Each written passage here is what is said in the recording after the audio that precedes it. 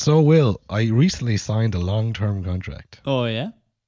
Yeah, I mean, it might say, "Wow, I can't believe he's ambushed me on the pod like this." He's Yeah. he's signed away. But no, I did. I put pen to paper on a pretty long-term deal.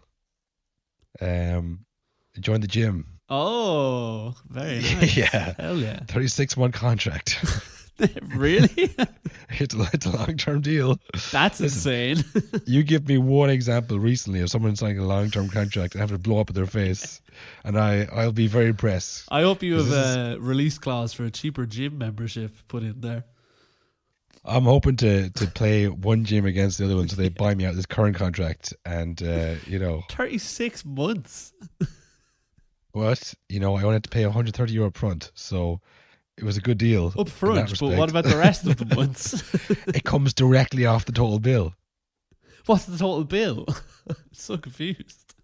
It's a 36-month contract per week of so. That sounds like a lot.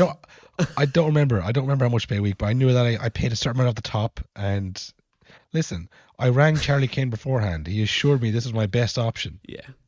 He was spinning around doing donuts in his office on his motorbike, and he said, "Listen, sign whatever they put in front of you." I thought he was on the road when I rang him first. And he said, "No, I'm just on my bike here." I was like, "Oh, yeah, that bike." Yeah. He said, "Listen, the lawyers are much smarter than us. Just sign whatever they give you. They know what they're doing."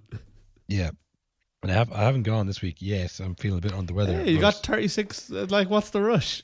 You don't want to start off too soon either with these guys. You don't want them knowing you in the gym. Is that what happens to Salah and stuff? Is that why they're bad now? Because they signed the contract and I'll kick into gear in year 2 of the next 5 years. Well, the difference there, Will, is that I'm paying the gym and they're getting paid, so I don't think it's the same thing at all.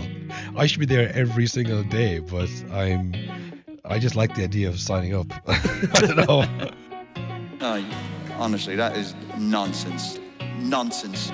All nonsense. But listen, I've been on that road before. They're imposters. Nothing to ask me, for my opinion, a little bit unfair. But in between that, there was drinks. Why are you talking rubbish?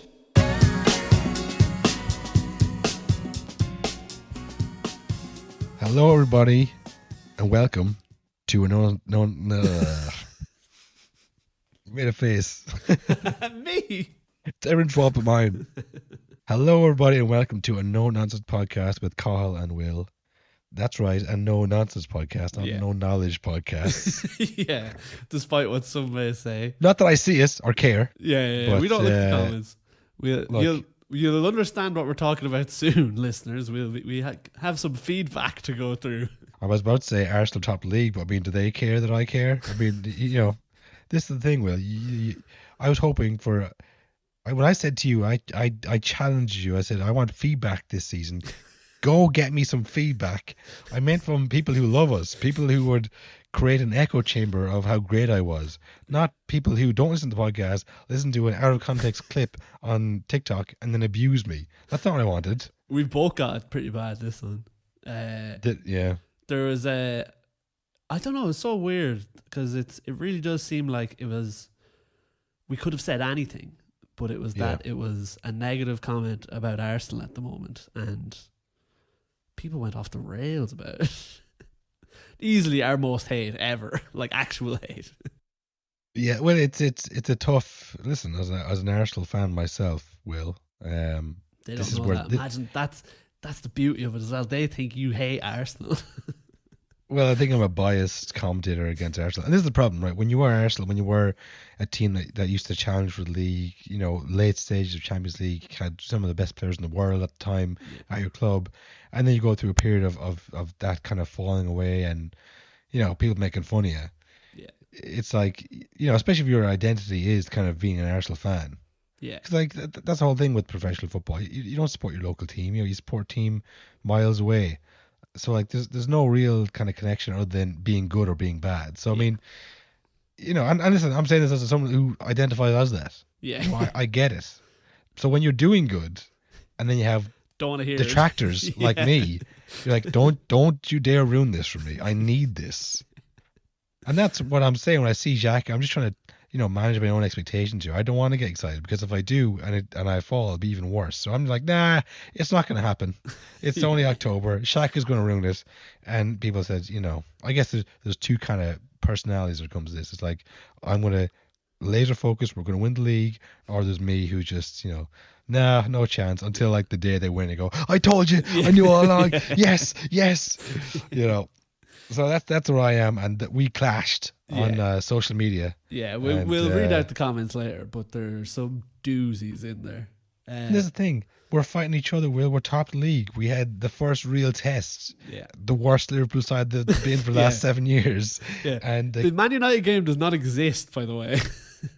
Yeah. I mean, that was again, that was like the North London derby. It's like it doesn't really mean anything. Different times of the season, it could mean absolutely nothing or absolutely everything. But the Liverpool one, like we said, it was the first time that we can remember them being favourites going in. Yeah. It didn't feel like anyone else felt that for some reason, though. As the game started, it felt like Arsenal, this would be a huge result for Arsenal to beat this team, which are massively struggling at the moment. Yeah. And that's the thing, I think people are still kind of, no, they'll come good. Yeah. Hang on, they'll come good. And they're like, okay, Arsenal, this is a big game. They have to be up for this game. I don't think it's a matter of them not being up for it. I think, there's a lot of people speculating that the tactics and the systems being tweaked a bit. That's why you see Trent running in a straight line the wrong direction. The likes of Henderson and the kind of the heart of the team. Yeah. Van Dijk as well, that kind of spine of it.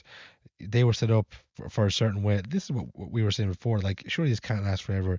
Maybe Klopp was saying the same thing. You got to tweak it. Like, you got to constantly be evolving and all this stuff. But I don't think they're going to come good. No, it's looking bad, and it's looking like it's going from bad to worse with some injuries now. Although I think Trent's only out for 2 weeks, and I think a great time for him to be like forced away for a few weeks, get a break, get all the fucking eyeballs off you for a game or two. Because even I was thinking this, think of the amount of comments that we got on a post about Xhaka. Imagine being like a Xhaka or a Trent at the moment. It's the same with Maguire. Like, you get, I think, a player who's in bad form now, it's so much harder than before, because before you'd hear it at the pitch or like someone might say it to you. But now it's like constant barrage of like, he's bad now. He's a bad player now. He's forgotten how to be good. And it's bouncing around your head as you play. Yeah. No, well, that's the thing. Like Trent, it's good to be him taking out the spotlight, but the problem is that Van Dijk, Henderson, Fabinho, now when you can't have go Trent, you can say, oh, look at all the other Liverpool players who are also playing badly. Yeah. Like, if it was just they were winning games, 3-1, but Trent kept letting it go down his wing, no one would care. And you might argue that used to happen, but whatever. The point is that, like, there's loads of players playing badly for Liverpool. Yeah. But they still managed to score 2 goals against Arsenal. Yeah. Your boy, Will, your nemesis. Yeah. He listens clearly. That's our Liverpool listener. Darwin Nunez absolutely roasted you after that goal. Crying eyes, Will. Golden Lukaku crying about me. Oh, yeah, cry more, he says. Funny you mentioned the Golden Lukaku as well. Your nomination for the Golden Lukaku was the first Man United player in history to score in his first 3 league games. I know, he's done really well. He's really good. Even during the game, I was like, wow, this is a really enjoyable player to watch. But like, what was Nunez, like, obviously the Cup of the Year is classic, let me hear you now. Yeah. The crying eyes, I have to respect that. I have to respect that kind of the ingenuity to, like, cry more. Yeah, cry more, babies. Yeah, suck it up. Also, it's a dangerous move because, I mean, they lost that game. You can't be telling the fans to cry more when you're losing. Who's crying, mate? And also, I don't know. It's like one goal. Yeah, that'll shut them up. You could go another 4 or 5 games and not score. And then it's like, now you're crybaby. Everyone's doing the crybaby to you. Yeah, exactly. Yeah. Like, no one's cupping their ears to you because no one gets, like, what? Are you hard of hearing? What's going on? The crying eyes, it's very distinct. It's like, oh, because of the thing he did before. Yeah. They've turned it on him now. But now he's made it. Now he's really crier, fucked. Well, there's the thing. I think Luka Doncic said that last year during the playoffs. It's like, oh yeah, easy to talk smack when you're ahead. Try to talk smack when you're behind. That's what I do. He's talking smack while he's behind. He's scored one goal and he's out making his own trademarked kind of boo boy signal that can be easily turned back on him. Yeah. Well, I'd say for Liverpool fans, and it happens sometimes. I remember when Spurs bought Lloris for, at the time, a big amount for a goalie. He was like, this is going to be the goalie for France. Like, he is the guy. 41-year-old Brad Friedel became a human cat in the goal. And he was like, you want my spot? I'm not going to land in a goal ever again. Pride from my old retired hands. And literally as soon as he had like 2 goals at the end, I was like, now we can trade Lloris. But like, that is the thing. Firmino sees Nunez come in, and I think you said a couple weeks ago, it feels like he's been kind of stagnant for a while. He's had his best start of the season for the last 3 or 4 years, I'd say. Yeah. Statistically, is that true? Don't know. I guess. But he's been really good this year. Especially in a year where Salah isn't playing well at all. I think I heard someone say he's playing like he has his wages strapped to his chest. I mean, listen, I thought Aubameyang was a bit flaky. I thought, don't give him the captaincy, don't give him a big payday. Yeah. Then he was said, this guy is a killer. You know, he has been like down and out, kicked out Chelsea, not good enough. He's not going to be swayed by like, a contract, but like, it just seems to happen. You get the big money, you go, well, that's it then. I mean, it's just it has to be in your mind, because even like, say for the first 3 games he's going all out, there has to just come a point where he's like chasing the ball, they're like 2-0 down, and he has to think like, I'm still doing better than I was last year in my life. like I'm up. Or is he thinking, I mean, what, are we going to win the World Cup? Well, we're never going to win the African Cup of Nations again because I missed penalty. All I do is score the penalty. That fucker Mane. Salah. Whingy fucking bastard. Pass me the ball. And he scores a penalty against me. Fuck's sake.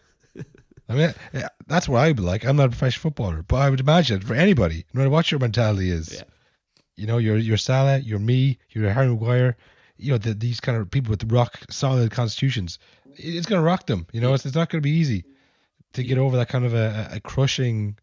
And like lose on penalties and you miss a penalty, it doesn't get worse than that. Yeah, for sure. I mean, the same thing happened to fucking Saka, but he seems to have bounced back from it. But it took him time. Rashford is only bouncing back now a year later. Like, those things take a toll. Rashford's injured, and I think Saka is 19, not 29. Saka's like, I got more World Cups than me. That was probably his best, if not last, if not only chance for Egypt to win a major tournament and him to be the guy. Yeah. And with the abuse he suffered with Egypt and that whole kind of nonsense with the plane and stuff, this people like solidified his reputation there. But I don't know. Maybe he does need a change as well from the whole thing. No, he can't. Well, he can, but it's going to be like Aubameyang, where it's like you have to lose all that money you just gave him, and it's like a really public mistake the club has made. It just makes you look like an idiot. And as well, it sets the precedent that like contracts don't matter here. You can do what you like. If you give out enough, or if you stop playing, your contract doesn't matter anymore. Well, this is what I mean about Trent. It's like you got Salah to look at, you got Van Dijk to look at, you have Henderson. Like, there's so many other players who aren't playing to the level that they were the last 3 or 4 years. So, it's good for Trent to get a break. But I mean, I think the eyes will now be on everyone else. Yeah, because definitely that was the major thing you heard every week, and it's like you always heard, Trent, he's the best winger in the world, but he can't defend, blah blah blah. But now when he's actually like that. When anyone's making mistakes, like I knew Trent was a fraud, ignoring that like Trent's also only one part of a 4-cog machine at the back. And it doesn't get easier. They play City next. It's not going well for Liverpool. They're 10th at the moment? I think 10th, yeah. Maybe, 10th, yeah. Right, the league is gone for them. Oh yeah, for sure. The Champions League, they'll come second in that group if they're lucky, but I mean, I don't see this being a good year for Liverpool. No, unless the board in January, like, we have to fix this. We have to sign all of the players we should have signed in the summer. I don't know. And that never works.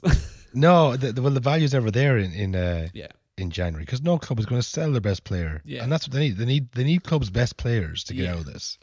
And no club, if you're Basel, if you're Shamrock Rovers, nobody if Liverpool come knocking in January, like, you're not selling your best player, Yeah. no matter what the price is, because like you're in the middle of your season. Yeah. Well, not Tamara Rovers, but like a team even that level, it doesn't matter because like, well, if they really want them, he'll sign them again in summer. It's almost tougher when you're in that position, like where it's like you're at the very tip top. Apart from City, there's only so many players that are going to actually improve you. Is the theory? You can't really be afford to be like, all right, let's start the long term rebuild now. When it's like we're missing out on Champions League this season.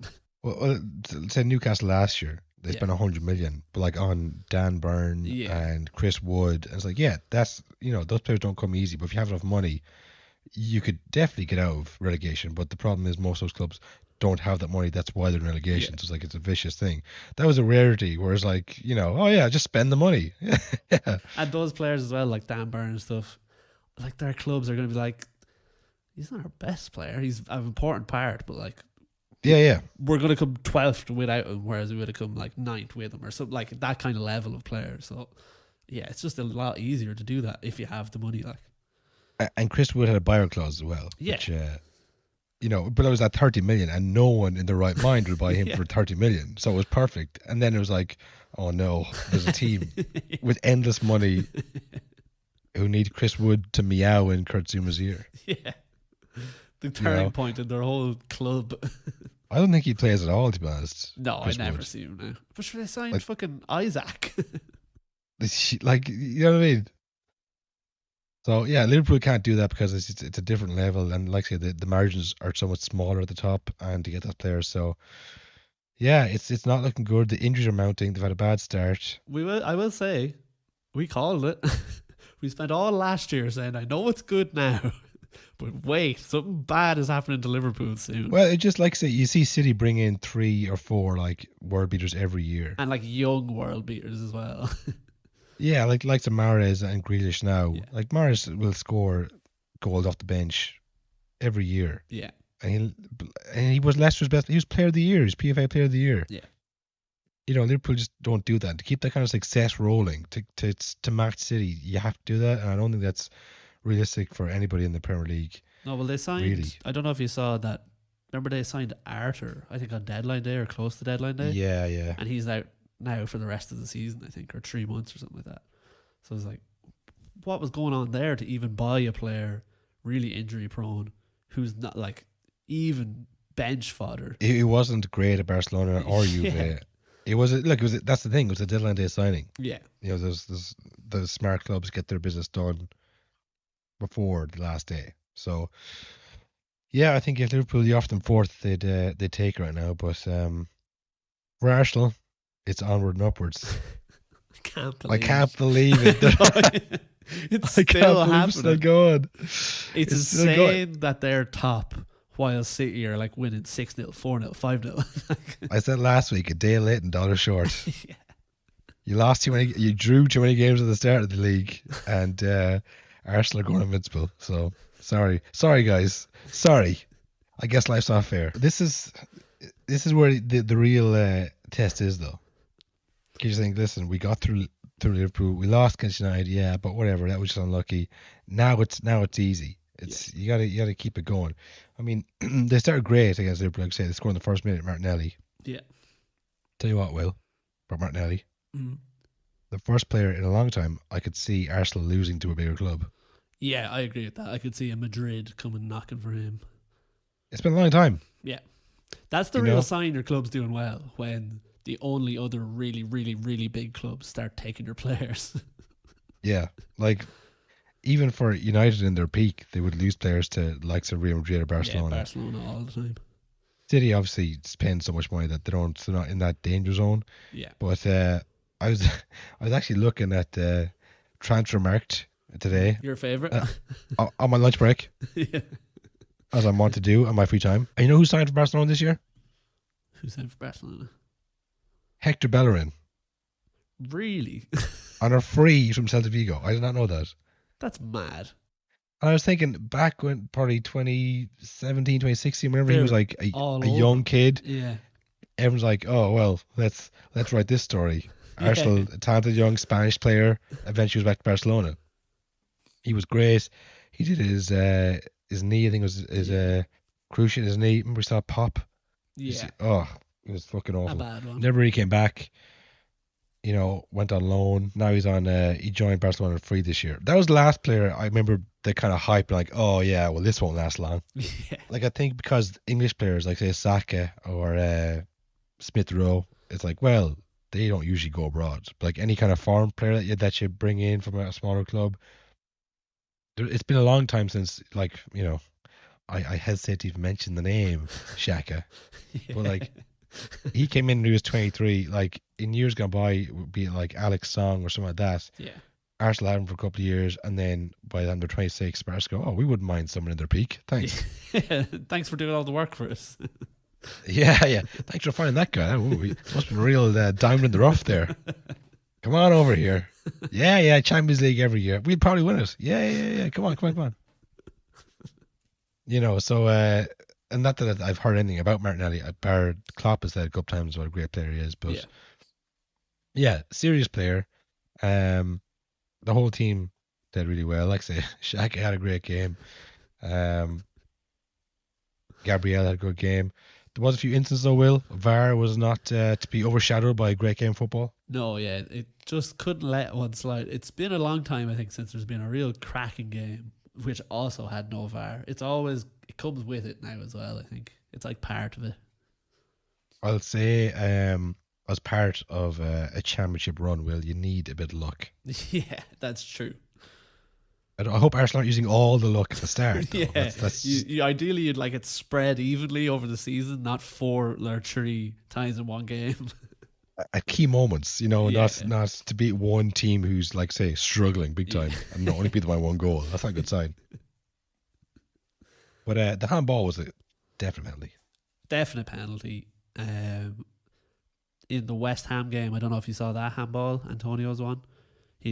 Ball was bouncing around in the box, hit off his arm, and he scored. Totally fine. So it's we've said it all the time. It changes from game to game. If you just go in thinking that the rules are random, I think it works better. If you just go handball, it might apply in this game, it might not. We'll find out as it goes on. Yeah, no, it was like the hand was up. It wasn't driven at him. No. Usually the two things is like ball to hand, it has to be driven. Yeah. Yeah, and then there was the penalty as well. I mean, I hate that shit, man. Yeah, like what's he supposed to do? Just leave it for him? It was a fair challenge for the ball. I mean, they both went for the ball. Technically, he didn't get it. Jesus goes down like a ton of bricks. They're looking for the goal. They're looking for the penalty. They're pushing hard, but that's why VAR's there. It's like, no, that wasn't a penalty. There's a contact sport. You like that wasn't like crazy tackle. It was a touch of a foot and he went down. Yeah. Like that's the type of thing you're supposed to punish. That's the whole point of the diving rule. It has to be the least used like yellow card in the sport. You never see cards for diving. And you see diving all the time.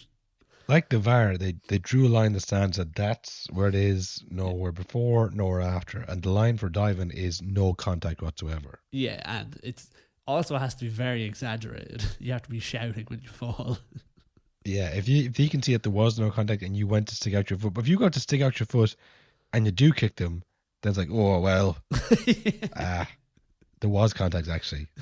So what to do now? It's like, well, he didn't. He jumped at him though. It's like, but he didn't touch him. There was again, I think a worse one in the West Ham game. Did you see that penalty? Which was, I think, one of the maddest penalty shouts I've ever seen. So it was a corner. You see it all the time, and you never see it. And tussling at the corner, a bit of pushing. The ref will come over, blow the whistle, and say, "Stop the pushing, or I'm going to give a foul." Less of that now. Less of that now. You see it all the time, and then what happens? They go back to pushing straight away, and the ref's like, whatever. Of course. So that happened. There was pushing. Pereira lightly pushed. Well, he had his arms like a bit around him, but I can't remember what West Ham player it was. Went down straight away, and a penalty for like hassling for a ball from a corner. What? Yeah, like that's an insane call. You see them given like once or twice a year, and it's like, here, the game is gone. Yeah. Game's gone. If Game's you can't gone tussle the corner, territory. absolutely. But yeah, I don't know. It's like no one likes the VAR talk. That's the only thing. No, you should probably just move Park on. it. Yeah. There was also another point, actually, before we move on. I wasn't even mentioned in a lot of places, but Saka was offside for the second goal. but he was standing in the exact point where none of the VAR cameras were filming him, so they went with the on-field decision. But I'm assuming the on-field decision was let VAR handle it. There's a blind spot. There's on the VAR. There's a very specific blind spot, and Saka was standing right on it, and he was offside. Is this like a heist movie? Yeah. Remember the goal line technology didn't work and Aston Villa stayed up? It's the same thing. All the cameras were blocked right at the exact moment.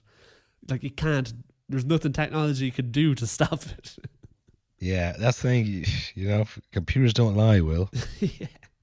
But if there's a human error, like, you know, we set them up wrong, well, fuck. Going with the on-field decision after like years of the linesman never putting up his fucking flag is so funny. Yeah, no, it wasn't a good day for VAR. Good day for Arsenal, and it's the classic thing when you're going well, these things go with you. Yeah. When you're Liverpool, you can't catch a break. Yeah. They all go against you. So another element of what looks like it could be trouble for Liverpool is Gabriel and Jordan Henderson got in a bit of a war of words, and Henderson said something that Gabriel, Firmino, Alisson and Thiago all really didn't like, and then Klopp and Arteta also didn't seem to like. So whatever he said, it must have been bad. I don't think it was full blown the word because I think then he would, like, Jack is not just going to stand there and let him say that, I would assume, like right beside his teammate. But my guess, this is just a hot take, I'm assuming he said something about Brazilians, because aren't all of those players Brazilian? Oh, I thought you were going to say the All-Star game. Henderson's pro All-Star. We've got time in the schedule. Think, when we're going to fit it in. There's no break. Right? No, there's too many games ready. Ref, did you hear what he said? The ref doesn't want an extra day. Yeah. Well, I'm assuming he was like, you Brazilian so-and-so. And he said, what the fuck did you say to me? Hey, Firmino, did you hear what he said to me? You Brazilian so-and-so. He said there's too many good players for the Brazilian World Cup. There's no way you're going to go to squad to narrow down to win it. The squad's too big. You can't wrap it up. There's too much to choose from. Where's Malcolm going to fit into this forward line? Okay, You take that back. He's playing unbelievably well for Zenit. He has to make the team. So yeah, I'm sure that'll all come out what he said. I'd say we're pretty close. Yeah, look, like I said, more problems for Liverpool. Yeah. It's never what you need when things aren't going well is a scandal. Oh yeah, definitely racially charged. Yeah. If possible, if at all possible, make it racially charged. Speaking of racially charged, Will. Yeah. I was subject to a hate crime. You want to go to the comment corner? Is it time? You think you're yeah? ready Well, for look, fuck it, man. I mean, look, let the people have their say. You know.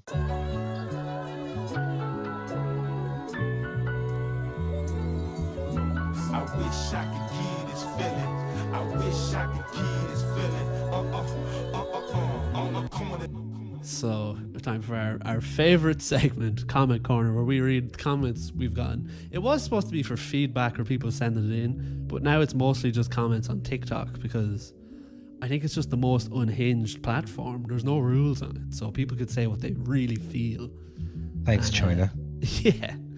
So we had a clip up of our opinions on Xhaka's resurgence and why we thought it was a bit it was a bit early to be calling for Xhaka's turned it around. You want to hear what I said? You either go to TikTok and you listen to the clip, Yeah. or you listen to the last episode, right? Leave your The own point angry is, comment. Listen, we were just having a bit of fun saying, look, Xhaka, you know, enjoy it while it lasts. Yeah. What they say, Will? And I said, listen, he's playing well. I never say he wasn't playing well. That's the thing. I never say he wasn't playing well. That's exclusively. We said just watch him. It'll come. He's playing well, but it doesn't last. Is the main takeaway. So this got about 8,000 views and it got 50 comments. I'll just go through some of our favourites. Well, my favourites. Yeah, some of Will's It favourites. started off, so the very first comment, I was like, this isn't too bad. Some discourse. He said, user 230113. Oh, this guy again, huh? No, different. There's not a lot of names on TikTok. Yeah, right. He said, Tell me you don't understand the shift in his role. People just love to find something to hate on. What do you think of that? Again, never say he wasn't playing well now. Yeah. He is playing well. He's playing very well. After that, Leo commented, this was a common one, no ball knowledge. Followed ball by knowledge. D, who commented ball knowledge, and then the emoji with a graph going down. Our ball knowledge is decreasing. Which I wouldn't disagree.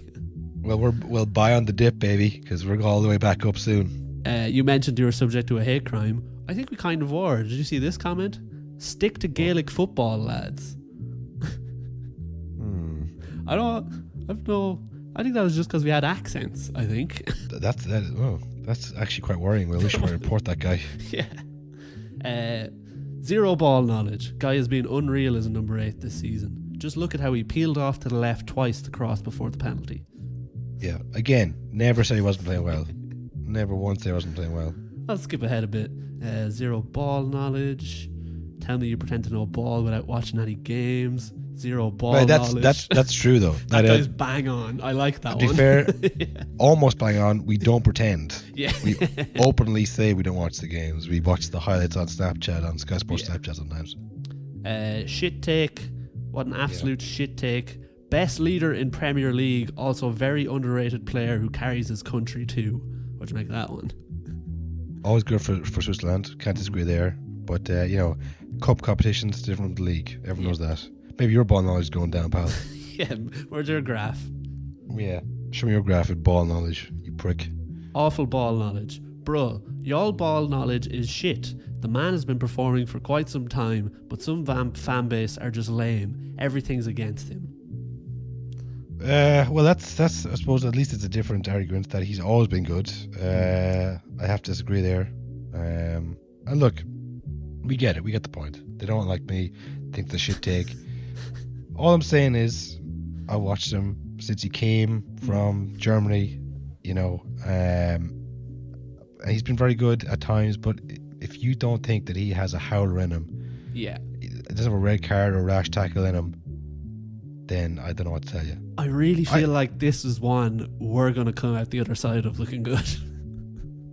Well, no, we won't, because I remember arguing against fellow Arsenal fans on the Eurosport comment section about Theo Walcott about 10 years ago. And I said, There's no winning. There's no winning, because Theo Walcott turned out to be an absolute shit cunt, and Everton fans will agree with me there, and even probably some Southampton fans. He wasn't good, and at the time I was like, I think Sterling's probably a bit better. Just like a teenage Sterling. Zero ball knowledge. There's no talking to them. There's no talking to them. Again, this is from me who I wanted to be wrong. I want to be wrong about Granit Xhaka. I would be happiest person if I was wrong. If Xhaka was to go to the Etihad and put the clamps on Kevin De Bruyne from his pocket. If you think that's going to happen, then I actually envy you. I envy your optimism, your purity, your innocence in life. But if you think that, you've never been hurt like I've been hurt. Okay. And again, I'd be the happiest person, and I'd be cheering everybody else. It would be like fucking Xhaka. Yeah. I would love to see him make Team of the Year, be PFA Team, Players Right of the Year. Give them all the awards. In the no-nonsense Team of the Year, the highest honour. I'd love to put him in there. But I don't see it. I've never seen it in all the years he's played for Arsenal. I see him falling off. I might say, look, he's never been a team this good. That might be part of it, but yeah, look, I mean, I don't mind if you're going to argue with me over what I actually said, but don't say that that he's been good this year. It's like, no one ever said he wasn't, pal. No one ever said. I'm saying keep watching. It's October, right? Yeah. Simmer down. Cool your jets. I'll wrap it up. There's like 3 more comments in the sea of ball knowledge ones. London is Blue said, proven not guilty, John Terry living rent free. So don't bring that up, Kyle. I said he denied this. I said he denied it. I said alleged. If I could have just carte blanche said, yeah, he did it. I didn't. I took time out my, I was just trying to use an example. I'm sure there's probably been many of the players since who's been stripped of the captaincy, And Harry Maguire's the captain? Kind of. He doesn't play, but he is. There's been loads of people like that. I just remember John Terry, because again, I don't watch football. Okay, I don't listen to podcasts. And sorry, there's one comment there about that guy. How do these guys have a podcast? Oh, there's a Isn't that few. one? They were coming up next. Anyone can have a podcast now, apparently, which is true. It's genuinely true. You can have a podcast if you want one. Yeah. This guy said, ironic, considering the name of your podcast. I think he gets Yes, it. He's that's so right. close. That's They're so right, pal. close. Well, this thing, Will, they're not the fans. They're just listening to this Yeah. clip in isolation. And what the fuck is this bollocks? And they're right in that. So, I mean, look, wasn't the one that said, how do these guys have podcasts? There was one from Milo who said, no one will ever listen to your shit podcast.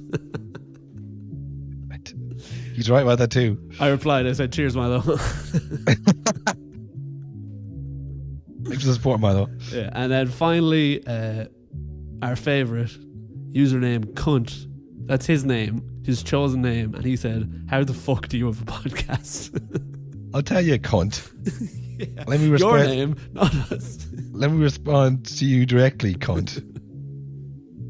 We applied to the Podcasting Commission of Ireland. Yeah. We paid the €200 admin fee. Like we paid the everyone €80 else. handling fee. Yeah. We waited 6 to 8 weeks. We got our license. We bought the trucks with the studios built in.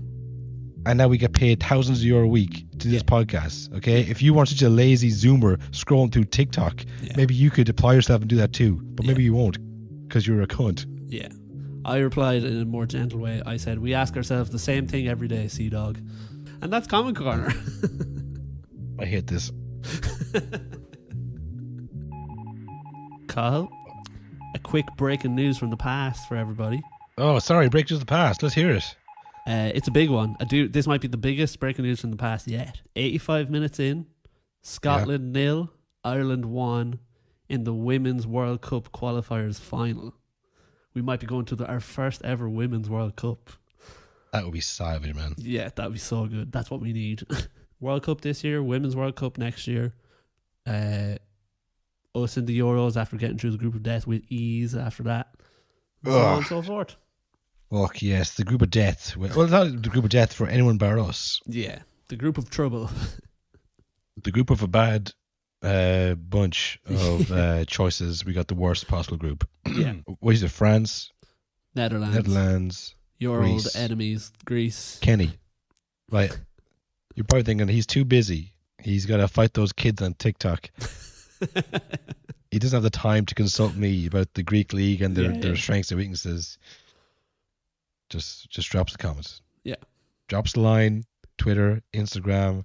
TikTok. Rate us on Apple podcasts. Yeah. Leave a review, Kenny. Yeah, rate us 5 stars. Say, dear Cahill, I need some advice on the Greece game. If Stephen Kenny rates us 5 stars on Apple Podcasts, I will help with the team. Yeah, you heard it. Put the words out.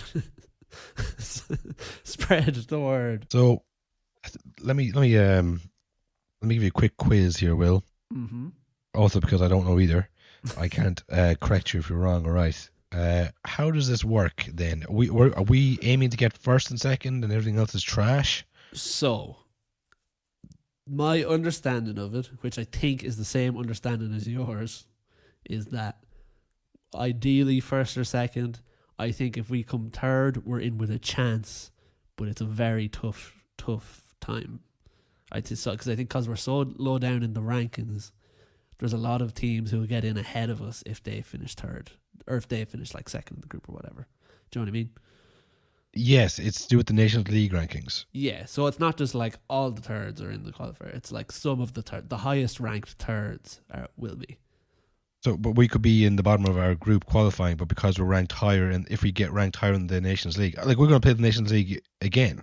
Yes, I think so. Because of our ranking, even if like say we get to a qualifier, it'll be against the opposite end of the ranking. So it could be against like, I don't know, fucking Belgium or like any team like Italy or someone who has a bad group stage could end up playing us. So we'll be in trouble.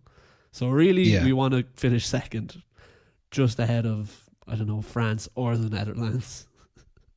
Well, when the first game's after the World Cup, isn't it? Yes. Against France. Yes, against France in Dublin. We do well against big teams. We do well against big teams. It's always much more fun watching us play big teams because there's no expectation, really. Well, we can defend for the whole game, and it can seem exciting because, like, oh, we could concede any moment. It might be a draw. You know, realistically, no matter who we got, we're going to finish third. I mean, this is it's like sometimes, like, you know, we're kind of bandwagoners when it comes to a lot of things. A lot of Ireland fans are bandwagoners. Yeah, because they don't play every week, so it's hard to get into it. Yeah. When we got the group against Portugal and Serbia, we're like, oh yeah, sure, Portugal are just kind of Ronaldo, and Serbia, who the fuck are they? Yeah. Serbia were by far and away the best team in the group. Yeah. And Hammered Portugal, us. they were lucky. They were kind of flaky. Yeah. So like we were ranked probably correctly. You know, we probably are at best the third team in any group, but we definitely got the worst. Yeah. The worst third place we could have got, I think. Because Greece are like, they're decent as well. Greece are. Yeah, I'd imagine it's a team full of like fucking Premier League and La Liga players. Like. Oh no, definitely not. No. You don't think? No. Name a Greek player in the Premier League, bar Timiskas. Oh, you got the only one I was going to say. And I don't think Georgios Stamros is still playing. We're going to see Koulouras of Atromitos banging a hat trick against John Egan. Like, oh, this Koulouras guy's good. Like, I know, Kenny. I could have told you that. Yeah, if only you left us the review. 4 stars wasn't enough, Kenny. 4 stars I could have. Can't do a thing. Yeah, I don't know. It's not looking good. But how's that breaking news of the past? Like, will we qualify for the women's yet? Let's see now. We're in the 92nd minute. We are still up 1-0. Oh, this is huge. And we get This this. Is it. is We win huge. this. We're in. We win this, we're in the World Cup. Our first ever Women's World Cup.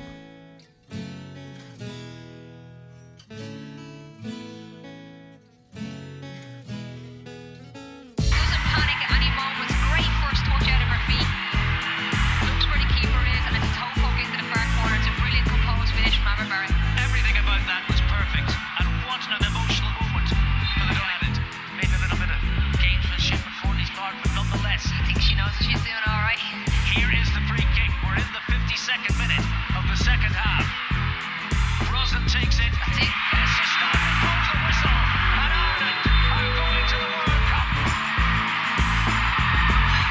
What a night in Glasgow. The girls in green, in their away colours tonight, have hoisted the flag. The tricolour will fly in Australia and New Zealand next summer. Dreams can come true. Look at me, babe, I'm with you. You know you got to have hope. You know you got to be strong. Dreams can come true. Look at me, babe, I'm with you. You know you got to have hope. You know you got to be strong. I've seen you sometimes on your So you saw Tom Brady obviously is back playing, doing what he does best this year after famously, I guess infamously retiring last Yeah. year. He was, again, I'm not sure, infamously or famous. I don't know when to use that word, but he was retired for 40 days before he said, "I'm going back. Right. I got one more year." Apparently, the reason was, Will, he watched Cristiano Ronaldo score a hat trick in March. I remember that. He was in Old Yes. Trafford. That is supposed. This has come out in the rumors because he's spliffing the wife. Obviously, the wife's like, "Oh, here, like you're 45 and you can't retire." So this has come out now that was one of the main inspirations. Watching a man who at that time was 9 years younger than him scoring a hat trick in a different sport. He went, "That's it. That's what I want. That again. That- the thing I did. Maybe there is life in the old horse." Yeah, watching a man 9 years younger do something completely different.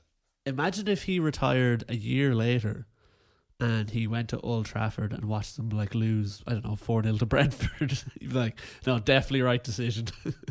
Exactly. If he wait one more year, he would have been gone for good. Yeah. But to be fair though, I don't think you can put on Cristiano Ronaldo. I think at that time, anything slightly against the odds, Yeah. in any situation, would be like, that's Yeah. it. That's the sign. That's the sign. I think he would have found an excuse. Like he would have thrown something to someone in like a shop or something. Be like, I still got it. He would have opened the fridge and seen a yogurt he put in there a day ago and gone, this isn't fully gone off. This still has some use. Looks like there's life in the old horse just yet. I'm back. Giselle! I'm off! Where are you going? Where are you going with all your stuff? Where are you going, Dad? Shut up, son. Get out of my way. You've held me back long enough. No, honestly, that is nonsense. Nonsense. All nonsense. But listen, I've been on that road before. They're imposters. Nothing to ask me, for my opinion, a little bit unfair. But in between that, there was drinks. Why are you talking rubbish?